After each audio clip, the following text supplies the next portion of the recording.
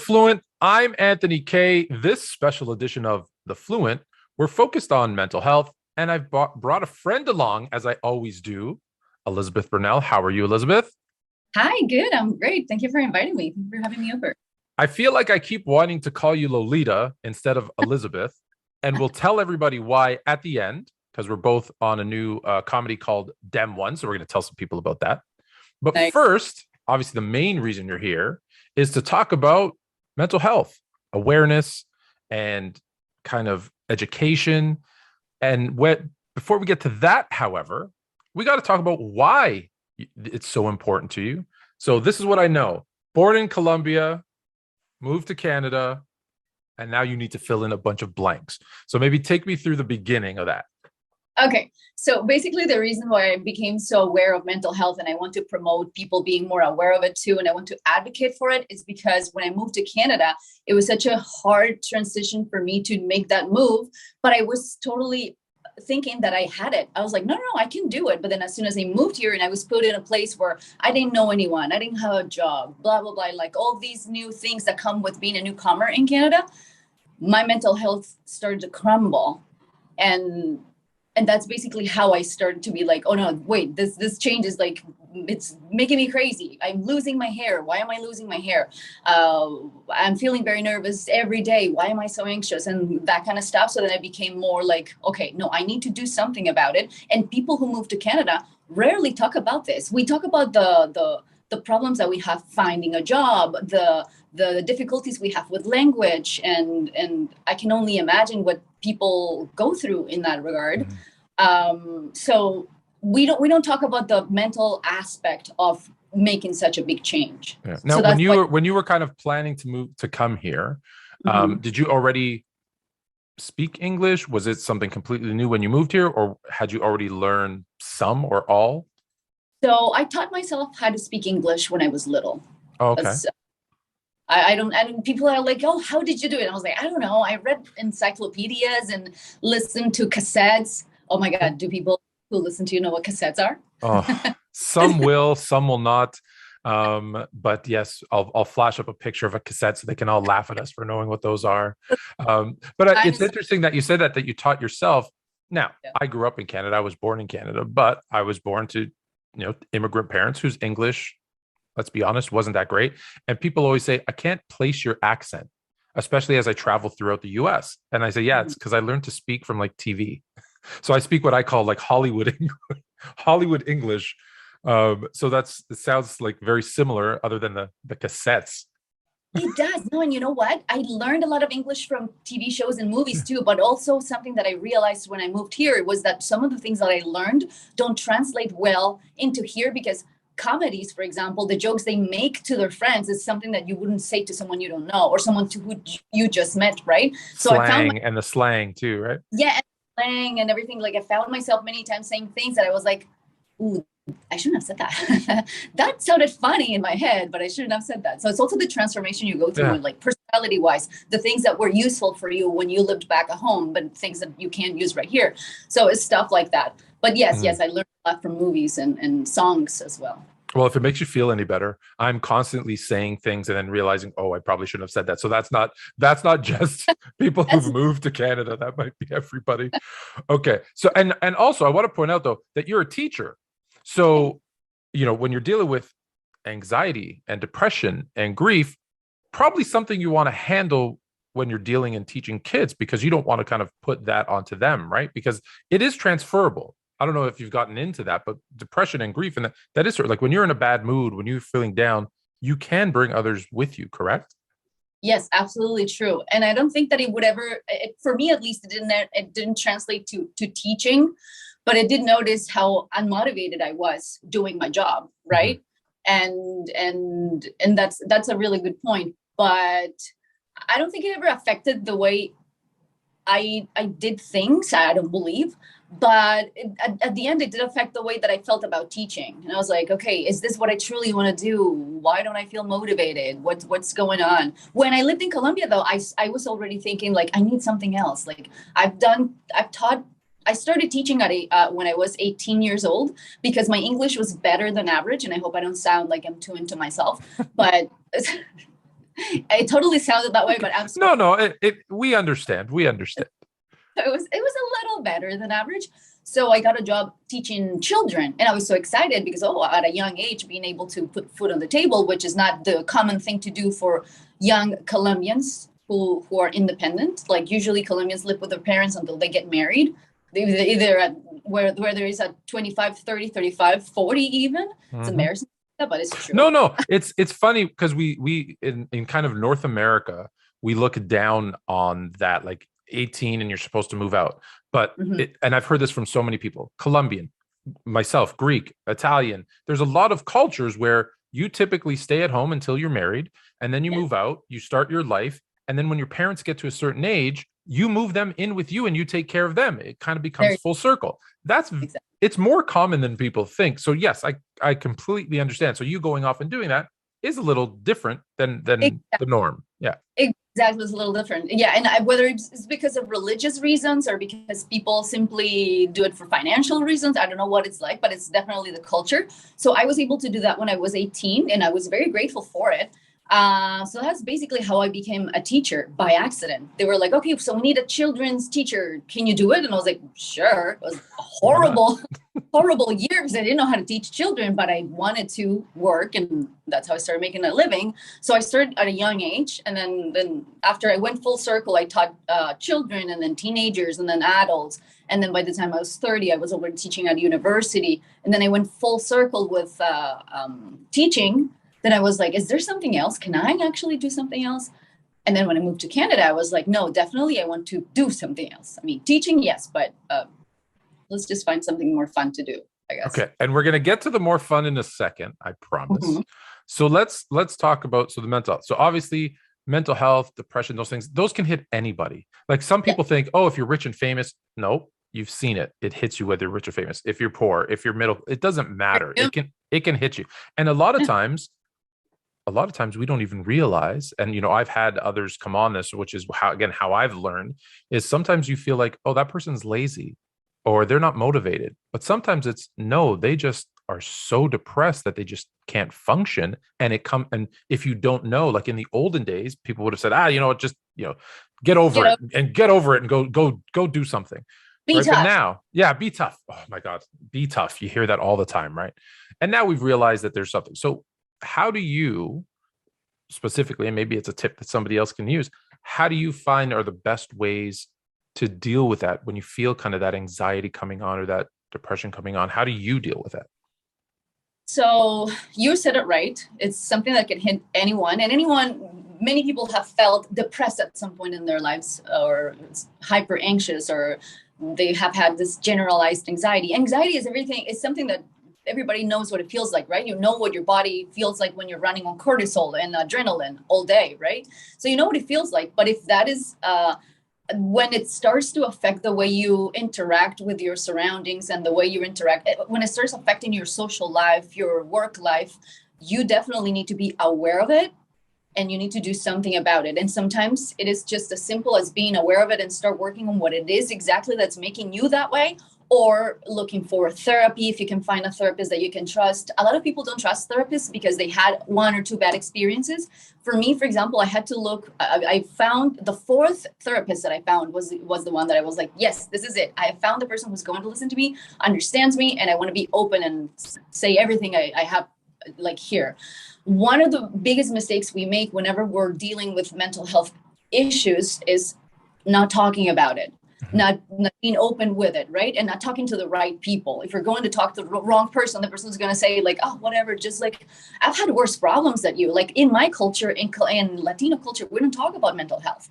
And very recently, we're starting to start like this communication conversation about it, like in our generation, and the younger generations are more open about it because our parents were like, well, I was never depressed. Like I went through so much more than you did, and I was never depressed. No, you were never depressed, but you drank all day, or you Right. drank every week. You got like, you know, Yeah. super, or you hid your kids because you were like highly emotional and you couldn't control yourself, or stuff like You that. That you was so dealt with it. You didn't even realize you dealt with it in different ways, and you just called it, "Hey, I just went about my business," but you and dealt with many it somehow. Exactly. And many times people do that, maybe not to the degree that they drink all day, because it's easy to realize when you're starting.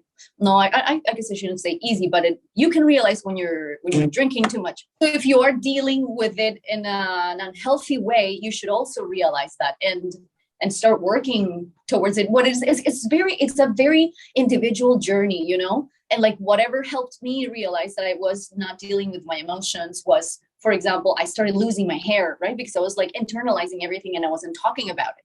For me, it was very frustrating when I moved to Canada and I couldn't really express how I felt to my friends, because my friends were like, oh, you're so lucky. You're living in Canada. You must love life. And then to my partner at the time, and I was like, I don't want to complain about the life in your country because you don't understand. But I needed to talk to someone and I didn't know who, right? So you just have to understand what it is that is affecting you, how you are dealing with those emotions, negative emotions. Understand that it is okay to feel the way you feel. It's okay to like, you should be ashamed of feeling the way you feel, because we cannot control our emotions, but we can control our actions. Yeah. And we can start doing things that are not as toxic for ourselves. Sure. I want to go back to the therapy thing because I've had some therapists on, and I'll tell you this. I actually understand the pushback from some people to go to a therapist, because if you're kind of a little cynical, you might think, listen, a therapist is someone who just takes your money every week and you never get better, I guess, right? There's no cure. However, that's the thing about mental health. It's constant. It doesn't just, you don't wake up one day and realize, oh, I'm better now. The other thing with therapy, or therapists specifically, and this is a therapist told me this, it's like finding your life partner. So you can't just go to the first one that you find. I was going to say the phone book. Between you saying cassettes and me saying phone book. Geez. All right. The first one you find online, the first one you find online, and just go to them and, oh, they're going to be great. It's the same thing. You need to interview them, right? To make sure that it's a right fit for you. And that's the person you're going to feel confident, like you said, opening up to, saying all those things that you've maybe never said out loud, that you feel maybe you shouldn't say out loud. Finding that person that makes you feel comfortable in your own skin to do that. Because a lot of times we find just saying it out loud actually feels better. You know, I'll admit it. I don't care. Howard Stern goes to therapy. You go to therapy. I went to therapy. And I tell you, the one thing that I do is when I'm angry, I used to get angry, and that's what would cause my anxiety. And the person that I'm angry at now, I type out like a text message. Nice. And then I delete it. And you know what? I feel a million times better because I got it off my chest. And I'll give you, I don't know if you do this. This is a little trick I learned. I've actually started for myself. It's not even for other people to go look at. I started a YouTube channel called Fluent Relaxation. It's 1 minute videos of like the ocean, the trees, with like really relaxing, and just for 1 minute every day. If you tilt your head back, I don't know if you know this, if you tilt your head back and look up and take a breath, you feel better. Oh, nice. Right? When I found that, I was like, oh, so if I just do that for 1 minute, it really calms my nerves. And it works, right? It's the weirdest thing that I found out. So very important. So I'm glad that you're speaking out about it. I try to bring up, like I said, talk about mental health all the time. We see it, obviously. I do Sports Fluent. We see it with there was a athlete from the Atlanta Falcons, Calvin Ridley, who actually stopped playing this season. He said, listen, my mental health not right. We saw what happened with Simone Biles in the Olympics. Like, it's everyday people, it's professional athletes, it's superstars, it's everybody deals with this. So I'm glad that we're talking about it. Yeah, I'm so happy that everybody has felt like motivated to say it, because like the more people talk about it, the less stigma there is, because there's still a lot of stigma going around. Like even Simone Biles, when she said that, a lot of people like said so many negative things about her. Oh yeah. Blah, blah, blah. It's like, haven't you ever been there? I bet everyone has been there, but we're so quick to judge, right? Yeah. Oh no. One of my favorite wide receivers of all time, his name is Brandon Marshall. And they all used to call him like he was crazy. He was emotional. No, he suffers, right? And he's been very upfront about talking about mental awareness and mental health. And it takes people like him who are in the public eye to come out and put this. And listen, people are still going to put him down, just like with Simone Biles. They're going to put you down. They're going to say negative things. But you know what? If one, especially for me, it's kids, right? But even adults, but if one kid who's struggling goes, oh, I'm a huge fan of Brandon Marshall, I'm a huge fan of Calvin Ridley, I'm a huge Simone Biles, or whoever the person happens to be. I'm a huge fan of Elizabeth, right? And they're like, you know what? It's okay to feel this way. What can I do to feel better? Then it's worth it. Then it's worth it. So that's why I continue, to bring people on and try to talk about it as much as I can. Yeah, what you said, I like what you said about therapy and finding a good therapist, and that's step one. But one thing we need to realize when it comes to mental health, and just like anything in life, one, you need to accept that you have a problem and that you want to work on it, because all the work has to come from you. You have to be honest with how you feel. You have to be honest with the way that you're doing things. You have to be aware of the negative, the maladaptive strategies that you've been using. And it's just so much awareness. And so many times we're not ready for it, but we need to be, because all the work has to be done by us, and you can quit yourself, right? Yeah, great point. Great point. It has to be by you, and it has to be for you. You can't do it because someone else told you to. You have to be ready, right? Like rehab, right? Like you can be forced to go to rehab. The person who goes into rehab has to admit, I want help. I have a problem. I need help. It's the same with everything. Like you need to start with yourself and admitting it to yourself, because if you don't, you're doing it for the wrong reason. It's not going to work out.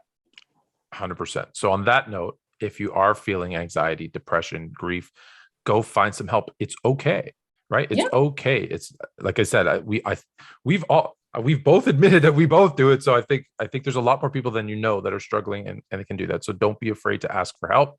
But let's that is going to sorry to cut you off, but no.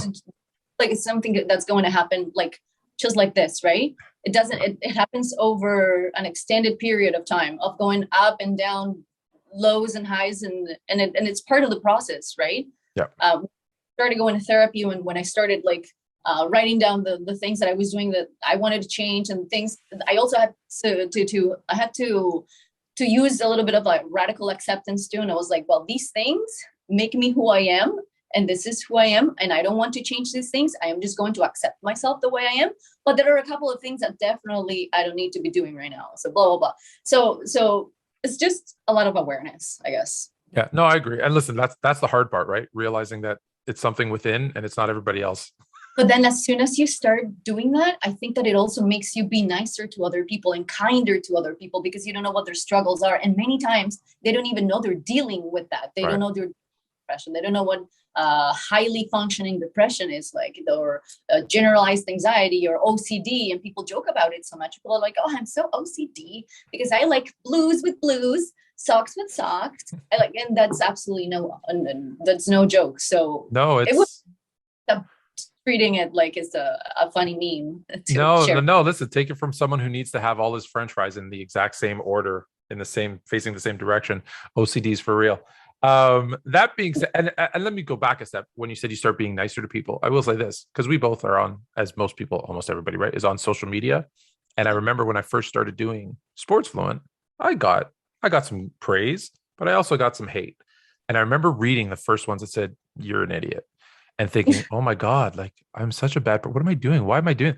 And then I realized, if someone actually takes the time to go write something negative about you, there's something going on in their life. And I've started to be like, hey, I feel bad for you. I'm sorry that you know what I mean? And it took other people telling me that. I want to remember who it was, because I want to give her credit. Sarah Spain, she's a host on ESPN. I said to her, how do you deal with all this? Like, because she gets a lot. And she goes, you know what? I actually respond sometimes to just say, I'm sorry that you're having a bad day. Is there anything I can do to help?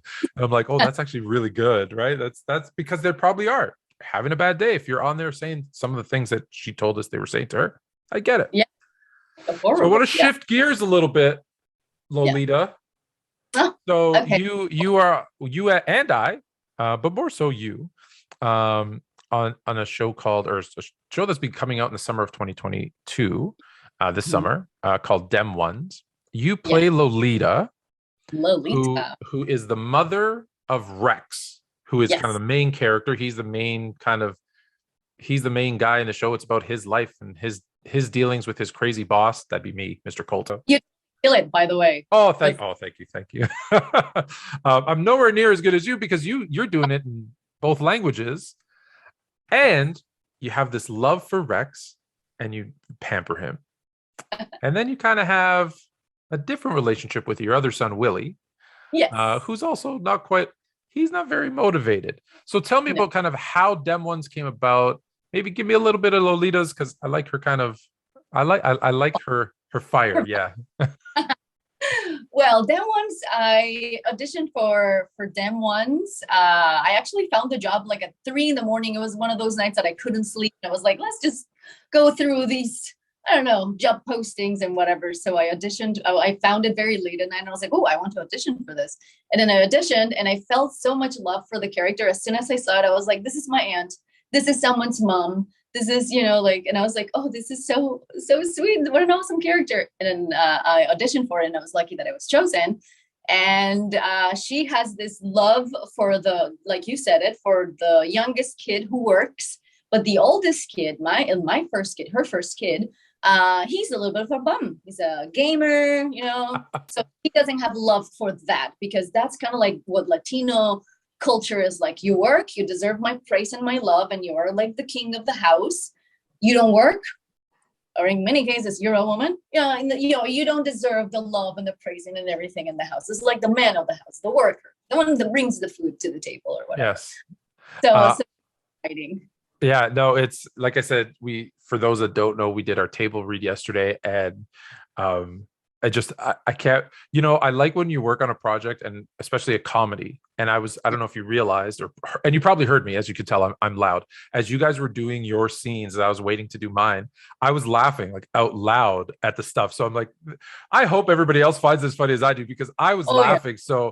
So I'm looking forward to sharing that with everybody here. So it's going to be Dem Ones, DEMONES. Yes. .official if you want to give them a follow on IG. Where can we give you a follow and kind of stay in touch?